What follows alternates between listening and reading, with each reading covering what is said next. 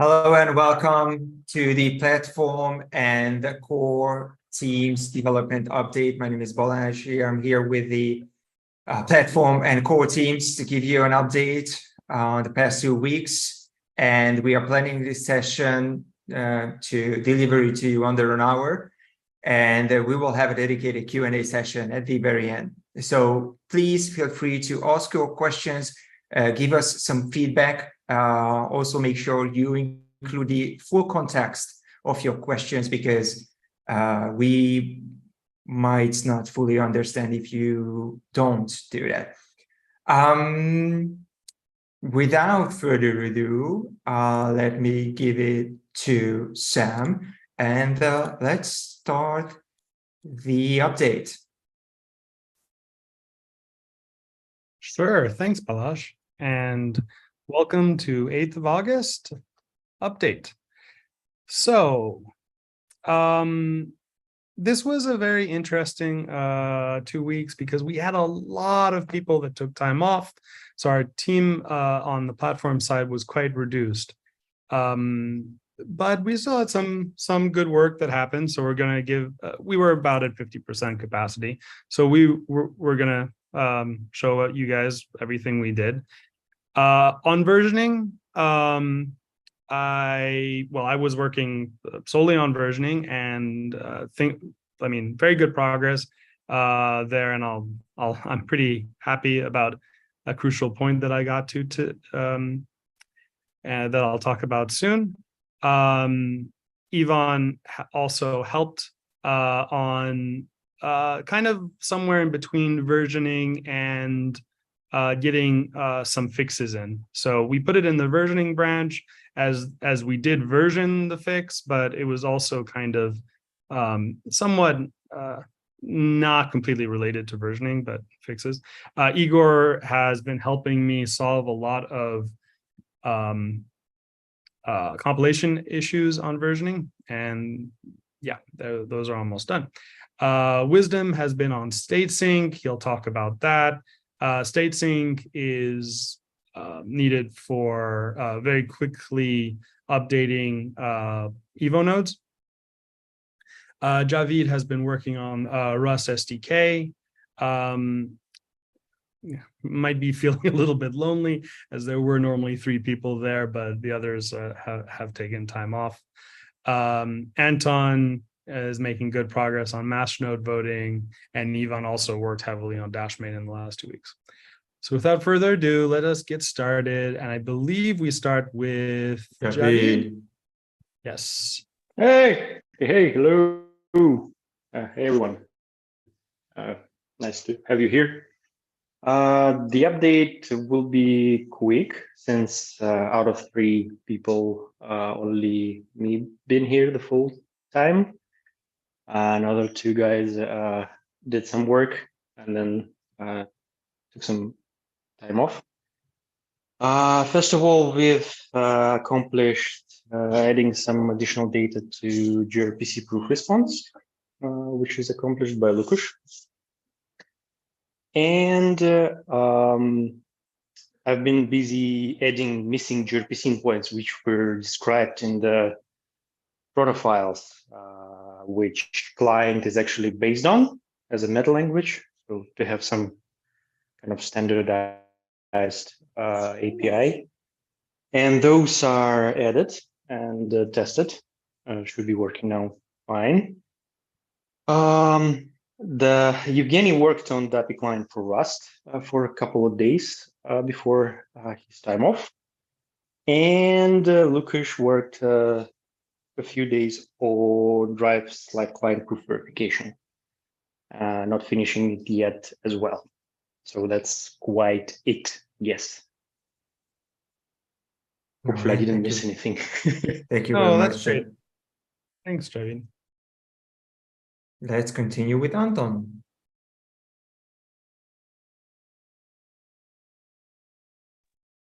Hey guys, Anton's here. And this week, I'm going to give you a rather short update because I've already spoke about a lot of this stuff on the previous one.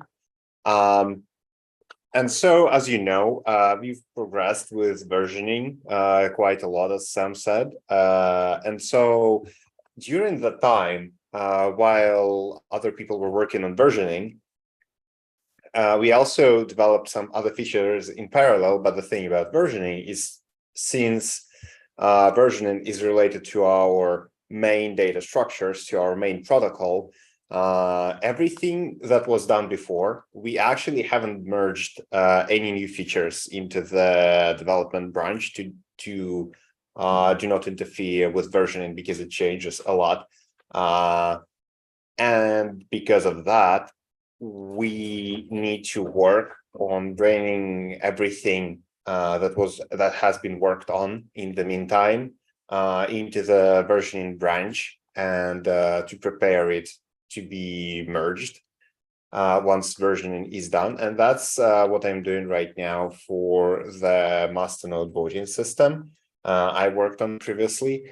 As you can remember, masternode voting system, or if you missed the last update, masternode voting is a system that's going to allow masternodes to vote on certain things.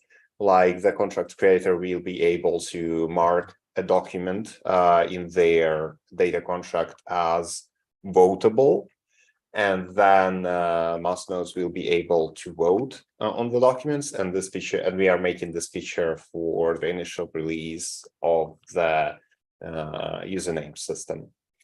So right now I'm bringing this system from the old versioning to the new versioning that the guys working on right now, and merging two things together. So basically I'm preparing to merge this thing into the upstream once versioning is done. Thanks, Anton. I take the next one. It's just one line. There was reported that we couldn't get proof of non-existence of a data contract. For example, if you were asking for a data contract, it was instead giving you an error instead of saying that the data contract did not exist and proving it. So that was fixed. Very small thing. And who's Yvonne. next? Yvonne. Yeah, hello everyone. I have been working on the removing duplicating system data contract information, which for some reason were placed in the several places, including DPP, own crates, and ABCI, and they intended to be only on the own system contract crates. So I refactored the basically DPP, ABCI, and Drive to use only one source of our information for the system contract IDs, owner ID, and properties. This was preliminary work for the data triggers versioning, since data triggers are using this. They basically add additional validation logic to our system contracts, such as DPNS and DashPay, and like the masternode voting and other things. So, or the yeah. So basically, and we had to introduce the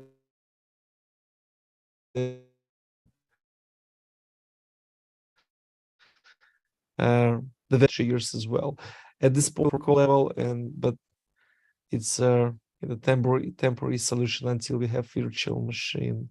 Later on, other people will be able to set up on triggers for own contracts as well.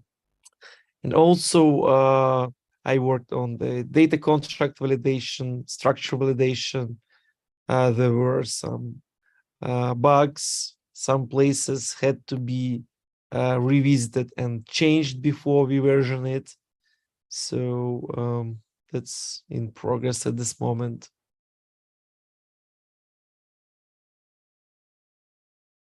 Thanks, Yvonne. Thanks, Yvonne. And Yeah. please continue. Oh, yeah. Yeah, and actually this week we did a lot of work on the Dashmate field as well. Thanks to Michael from Incubator. He worked as well, but he did the task. What he's done is not there. So there were some fixes made in the registration of the master nodes with Dashmate setup command. We also made the build process of Dashmate services more customized. So comparing with the previous approach where you, for a local network, for example, could build the services right from the sources when you start the network and you build all the services at once. Now you can set up what exactly you want to build, either Dashmate helper or DAPI or drive, like whatever you choose, and you can configure it with config. And the configuration system was improved as well. And we of course updated the deployment tool because it uses Dashmate. So to reflect all the changes, deployment tool was updated as well. Okay, thanks, Yvonne. And Thank you're you. done this time. Now it's Wisdom's turn. Exactly. Wisdom. Hey guys. So I'm talking. We worked on state sync from the graph debate end. So for those who don't know, state sync allows a node to catch up with the current state without replaying all the blocks from the genesis. So it just pegs off an already existing node. So yeah, on the Merck side, we're already done with random chunk production and restoration. But then while working on GraphDB, realized that Merck needed to be changed a bit in the sense that we needed to generate a height proof during chunk production. So the current system doesn't have any height proof, but the current system doesn't have a height proof, and chunk production is just done. Chunk restoration is just done without that height proof. Now, this is not necessarily great because of everything is deterministic in terms of like the layers on the Merck tree are entirely determined through the height. So it's not easy to know whether the Merck tree has been fully replicated without knowing the height because of you just have a Merck tree and you don't know how far it goes. So interruptions and you cannot recover easily from them, and you can know when it's done essentially. So I'm working on adding the height proof to Merck, but then this would affect the current restoration logic on Merck and actually production logic on Merck. It's not really going to affect GraphDB like that. It's going to be small, but nothing compared to what has to be changed on the Merck side. So on the GraphDB end, we just have to continue with the orchestration of all the different parts. So that's tender dash, GraphDB, and Merck. And then all this will be done through the limit value. So there's a limit value that's going to be passed from tender dash to GraphDB and to Merck. So this is what's going to allow the three pieces to work together in order to replicate the entire state. So yeah, that's it. Thanks, Wisdom. Thanks, And Wisdom. I must say, for somebody who understands this, as I do, this is extremely hard, and Wisdom's doing an amazing job on this on something this hard. A lot of effort going into this. It's also going to be quite interesting, right? Because imagine for people who don't know, but probably have maybe torrented in the past. The staying system works a little bit like a torrent. You'll be able to grab like from many nodes at the same time. You'll be able to pull your state. So new nodes will come very quickly. And differently from torrents, will actually construct the state as like a massive tree coming down from GroveDB. Very cool stuff. Quite groundbreaking. So pretty cool wisdom. Okay, next. Oh yeah, so the beautiful beast. So versioning, quite some cool parts have been hit. Today I got all the strategy tests passing. So the strategy tests are the things that use Drive, that use DPP. They're basically the backend tests. And they have like tons of tests, like create 15, like change the version, create data contracts, identities, mash it all together, create thousands of them, push them, blah, blah, blah. And basically a lot of tests there. And they're all passing for the first time in a month and a half or whenever I started versioning. So I'm very happy about that. We have some tests in ABCI that are not passing, but they're not passing not because ABCI doesn't work. They're not passing because the test values are wrong. So for example, like it verifies that like the end result uses 100 bytes and now the end result uses 101 bytes, right? So it's just very small things need to be corrected. So I'm currently, I finished the strategy test earlier today, and I'm now working on the other tests. I'll probably be finished by tomorrow on those tests to get them done. Now, one part here that has to, so theoretically, when we're done with all of this, we can actually push the backend, right? You don't need the DPP for JavaScript for the backend. However, it is still a good idea to have because we have a lot of other tests written in JavaScript that verify that the system works. So we'll probably, right now, Igor is currently working on, he started working today on fixing those tests for JavaScript. Basically the interaction between DPP and like it's DPP and wasm DPP. There's still some work there. So that's basically the last part to get this all done. As you guys can see, there's like last time I think I had talked about 90,000 lines. Now we're at 108,000 minus 56. There is a lot that has been improved as well.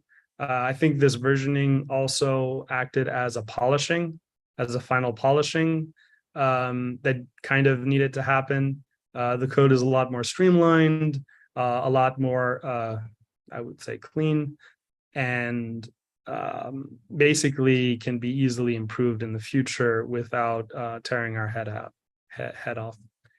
So the current plan is to get that done this week or early next, probably this week, hopefully, and push a V25 to testnet next week.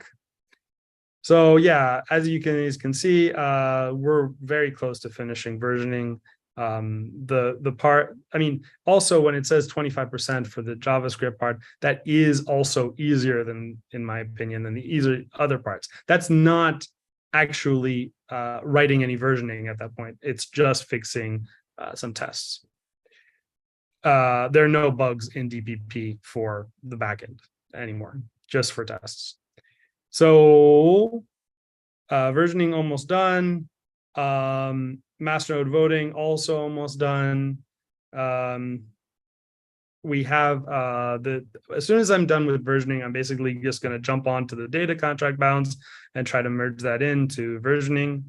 Since it's diverged, it's going to be a little bit hard but data contract, as I've said a million times, data contract bounds is generally written. I just really need to merge it in, that's why there's 30% there. And then we can move on to the finalization of withdrawals and the fee cost tweaking. Hopefully people will be back. Wisdom will be done with his part on state sync by soon, trademark. And we can finish on state sync. So that's that. Let's continue with core team. With core team, Ori, would you kick us Hello, off? guys. Yes. Hello, guys. Today I'm gonna be alone presenting core team status. Regarding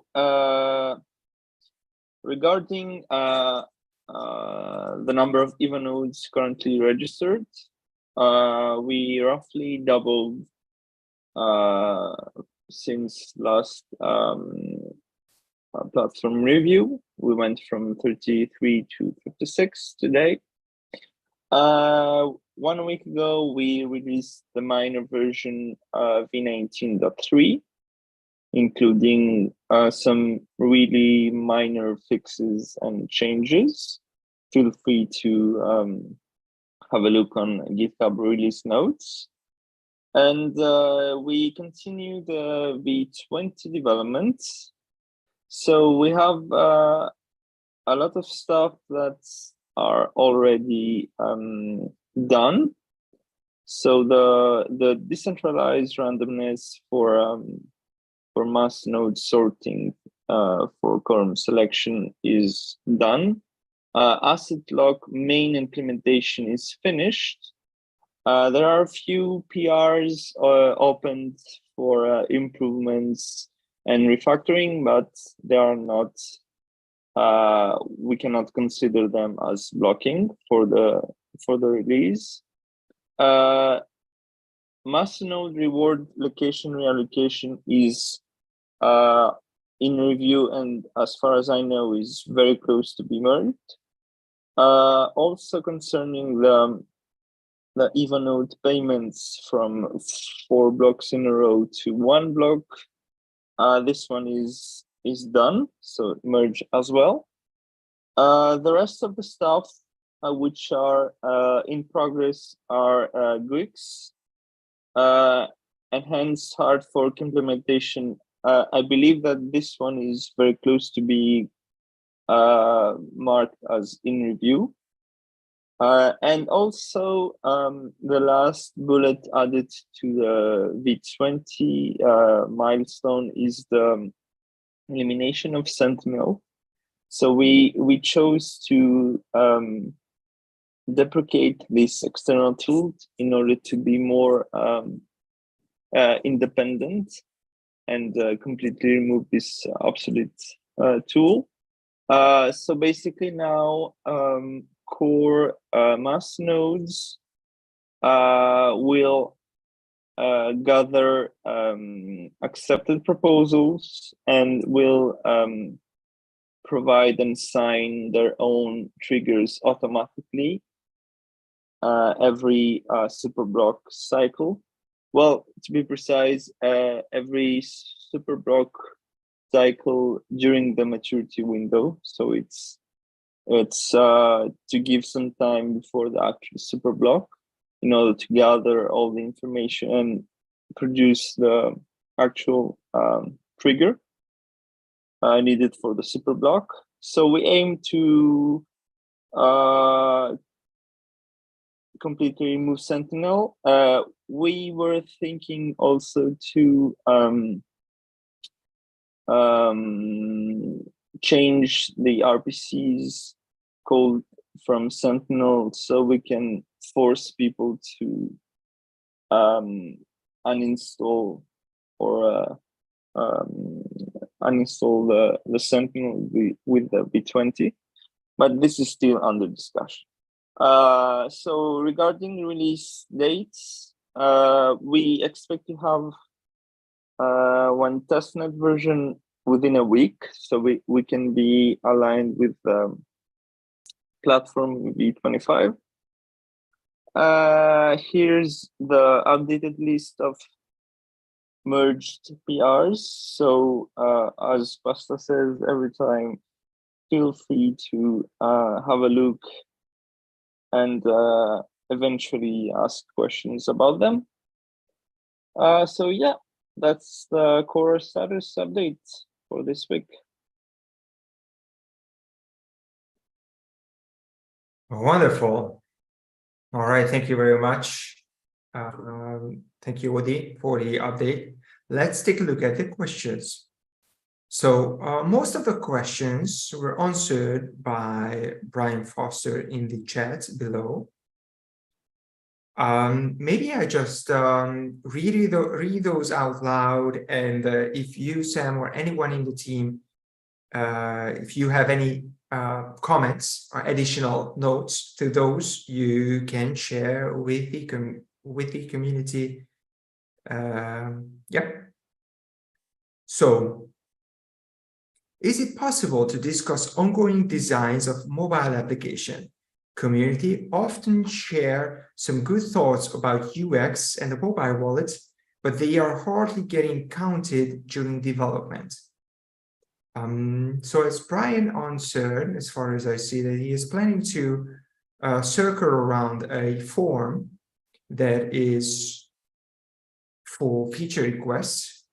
I guess UX improvements can be included there. Yeah, so I guess if you ask on Discord and in DCG channel, you will get that from Brian. Thank you, Brian, for answering. And please chime in if you have any further thoughts. It would be great if there is a place where we can propose things, include a wallet, include things to include in the wallet, because there are sometimes a fairly good points, but they are getting lost in the Discord messages. Yeah, same goes for that. And who exactly decides the priority of the features in the Dash mobile wallet? For example, whether it's the Coinbase integration is more important than CrowdNode staking or Dash Direct. And Brian is who is responsible for the priorities of the mobile wallets. Anything else? Oh, that is correct. Brian is I was muted before, so I didn't realize. Thought people were just ignoring me, but anyways, no. Brian is the head of product, and he is also the basically the product owner of the mobile wallets. He chooses the features. However, if there's any tech related requirement, like for a tech requirement for supporting platform, or a tech requirement for supporting some network feature that we're working on, yeah, that I mean, there's always an agreement. So that's basically it. Where user-facing feature, he's in charge of.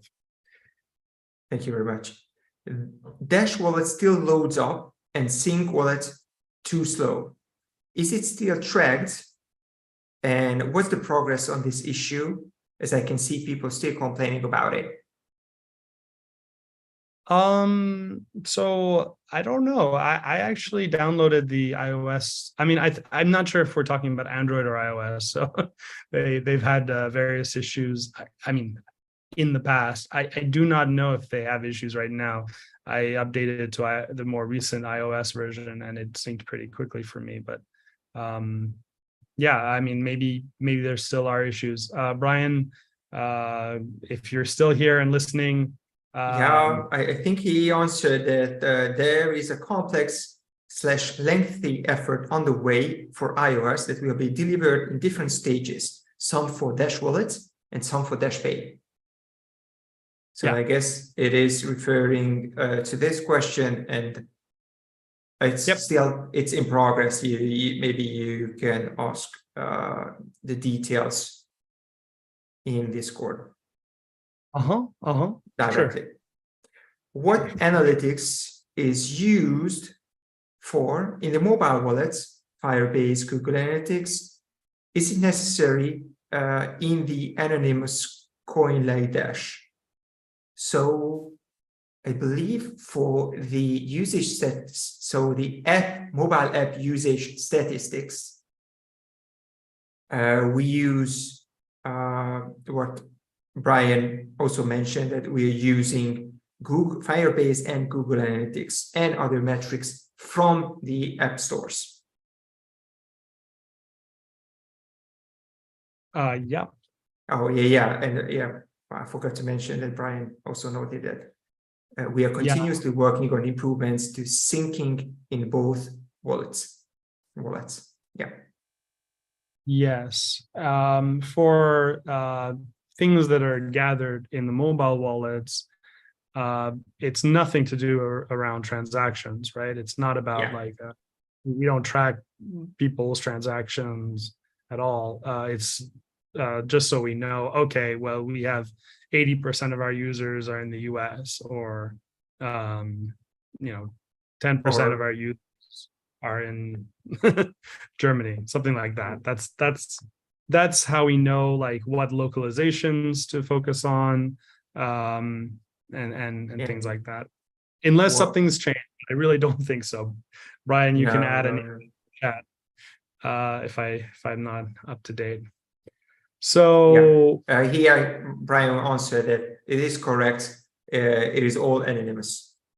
All the it's also data. It's also not anonymous on like how much is being sent, right? We don't we don't know that. We don't know that. It's literally just country and what pages people are opening, in what frequency, but it's all anonymized and nothing to do with the transactions. Yeah, and I think even on, if I'm not mistaken, you even have to agree to it. So next question, let's go. We really should have somebody from mobile to answer these questions, as not completely sure of everything. All right, so I thought this was a DAO. He chooses based on community. How does he choose? I'm not fully understanding your question. So is it referring how Brian is choosing priorities? And what does it have to do with the DAO? So DCG is do you want to take it? No, go on. Yeah, so DCG is a private company that is responsible for the development of the mobile wallets as well as other projects. I believe all of what we are doing is open source, so people can contribute